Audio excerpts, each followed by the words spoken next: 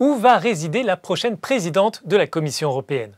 Cette question n'est pas anodine pour l'institution car il n'y a pas de logement officiel pour la présidence. Ursula von der Leyen souhaite disposer de son propre espace dans le même bâtiment que son bureau, ce qui serait une première, mais ce choix soulève des interrogations.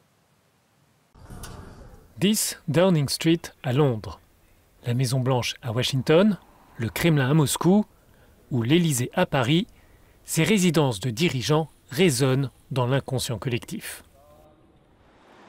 Le Berlaymont, le bâtiment de la Commission européenne à Bruxelles, ne jouit pas autant de cette aura. L'institution doit maintenant défendre le souhait de sa prochaine présidente Ursula von der Leyen d'aménager un logement à côté de son bureau. Je pense qu'il n'a jamais été envisagé d'aménager une résidence pour la présidence. En tant que Commission, nous avons grandi et pris des décisions lorsqu'elle se présentait. L'institution insiste sur le gain de temps et d'argent engendré par ce projet. Il y a de nombreux arguments favorables pour permettre à la nouvelle présidente de rester sur place, à commencer par la sécurité. Mais l'un des principes fondamentaux de l'Union européenne est la protection des droits des travailleurs. Dans les institutions, beaucoup de personnes s'inquiètent de l'exemple donné par Ursula von der Leyen.